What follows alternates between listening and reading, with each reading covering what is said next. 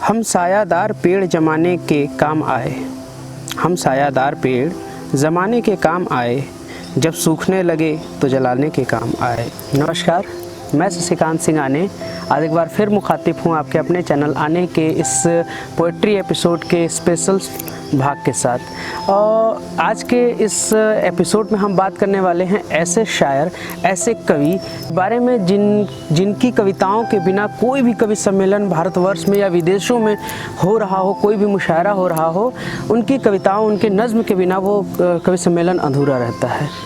जहाँ वो पहुँच पाते हैं तहाँ तो वाह वाह, अगर जहाँ नहीं पहुँच पाते वहाँ उनकी कविताएं ज़रूर पहुँच जाती हैं उस मंच पे।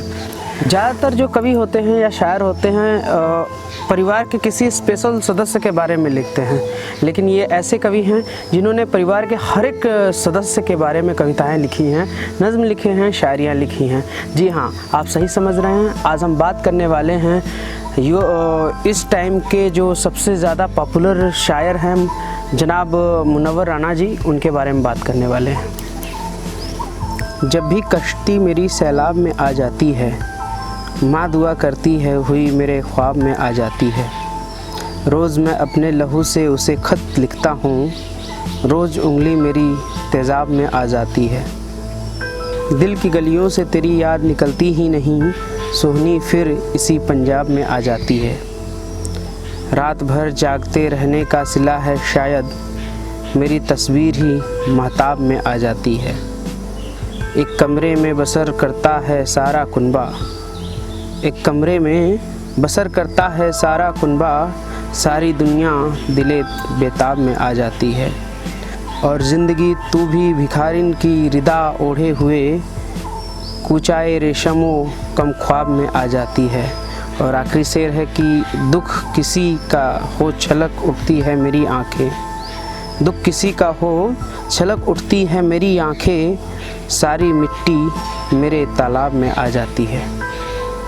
मुनव्वर राना जी का जन्म 26 नवंबर सन 1952 को रायबरेली उत्तर प्रदेश में हुआ।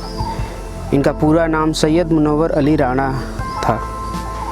मुनव्वर जी यूँ तो बीकॉम तक ही पढ़ पाए, लेकिन ज़िंदगी के हालात में उन्हें खूब पढ़ाया और उन्होंने खूब पढ़ा भी।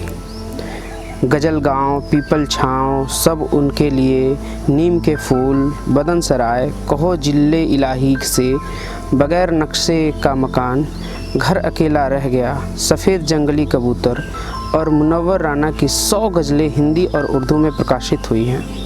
कई किताबों का अनुवाद बांग्ला और अन्य भाषाओं में भी हुआ।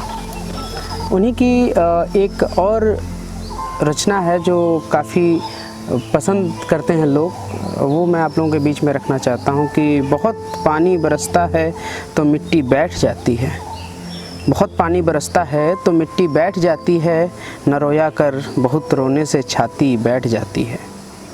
यही मौसम था जब नंगे बदन छत पर टहलते थे, यही मौसम है कि अब सीने में सर्दी बैठ जाती है।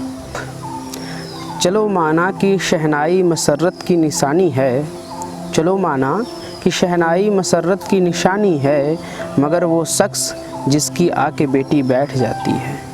बड़े बूढ़े कुएं में नेकियां क्यों फेंक आते हैं, बड़े बूढ़े कुएं में क्यों नेकियां फेंक आते हैं, कुएं में छुप के आखिर क्यों ये नेकी बैठ जाती है।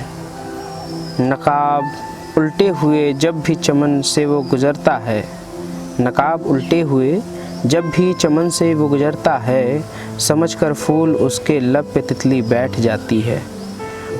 सियासत नफ़रतों का ज़ख्म भरने ही नहीं देती, सियासत नफ़रतों का ज़ख्म भरने ही नहीं देती, जहाँ भरने पे आता है वो मक्खी बैठ जाती है।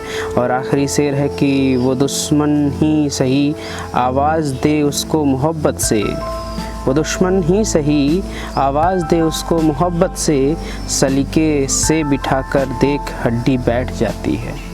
बहुत पानी बरसता है तो मिट्टी बैठ जाती है। मुनव्वर राना एक दुखी आत्मा का नाम है, जबकि लोगों को उसकी ज़िंदगी में बड़ी चमक दिखाई देती है।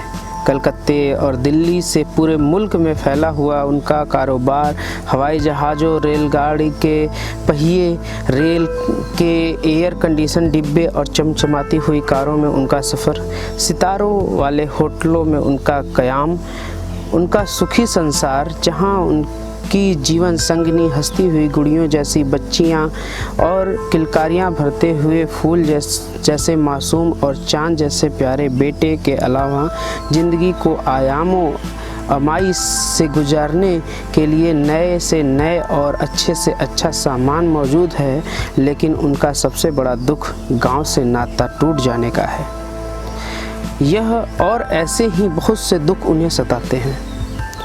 बहुत जमाना हुआ गौतम ने इन्हीं दुखों से छुटकारा पाने के लिए संसार का त्याग कर दिया था, लेकिन मुनव्वर राणा का दुख यह है कि वह रात के अंधेरे में छुपकर कहीं जा नहीं सका। वह संसार को त्याग भी नहीं सका।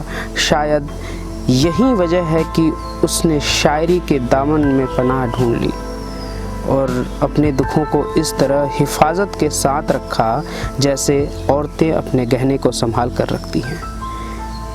यह बात वाली आसी जी ने मुनव्वर राणा जी के बारे में कही। वैसे तो मुनव्वर राणा जी से मुलाकात मेरी लगभग हालिया के 2-4 साल पहले हुआ था, लेकिन उनकी शायरियों के बारे में बहुत पहले से मैं सुनता आ रहा हूँ। कई बार उनको वाह वाह क्या बात है में देखा था मैंने, और कई बार उनके शेर मुझ तक आ जाते थे, लेकिन मुझे पता नहीं था कि ये उनका है। बाद में जब उनसे रब्ता हुआ, उनसे मुलाकात हुई, तो धीरे धीरे पता चला कि अरे ये तो शेर उन्हीं के लिखे हुए हैं जो सोशल मीडिया पे जो अन्य माध्यमों से तैर रहे हैं इस आभासी दुनिया में। उनकी एक छोटी सी नज़्म और है जो मैं आप लोगों के बीच में रखना चाहता हूँ, सुनिएगा। हम सायादार पेड़ जमाने के काम आए, हम सायादार पेड़ ज़माने के काम आए, जब सूखने लगे तो जलाने के काम आए। और तलवार की मियान कभी फेंकना नहीं, तलवार की मियान कभी फेंकना नहीं, मुमकिन है दुश्मनों को डराने के काम आए। कच्चा समझ के बेच न देना मकान को, कच्चा समझ के बेच न देना मकान को, शायद कभी ये सर छुपाने के काम आए। हम सायादार पेड़ जमाने के काम आए। ऐसा भी हुस्न क्या कि तरसती रही निगाह, ऐसा भी हुस्न क्या कि तरसती रही निगाह, ऐसी भी क्या गज़ल जो न गाने के काम आए, जब सूखने लगे तो जलाने के काम आए। और वो दर्द दे जो रातों को सोने न दे हमें, वो दर्द दे जो रातों को सोने न दे हमें, वो ज़ख्म दे जो सबको दिखाने के काम आए, जब सूखने लगे तो जलाने के काम आए। तो ये थे मुनव्वर राणा जी, जिनके बारे में आज हमने आपसे गुफ्तगू की और उनकी शायरियों को आप तक पहुँचाया। हम एक नए कवि, एक नए शायर के साथ अगले एपिसोड में उपस्थित होंगे। तब तक एक इल्तज़ा है आपसे कि ये जो चैनल है इस पे लगभग 90,000 से ऊपर सब्सक्राइबर हो चुके हैं। अब हम चाहेंगे कि आप इसको 100 के जल्दी से जल्दी पहुंचाएं। तो दोस्तों, अगर अब तक आपने इसको सब्सक्राइब नहीं किया है तो प्लीज़ सब्सक्राइब करें। ये 100 के बहुत ही कम समय में पहुँचना चाहिए। और हम एक नए कवि, एक नए शायर के साथ उपस्थित होंगे। तब तक के लिए नमस्कार।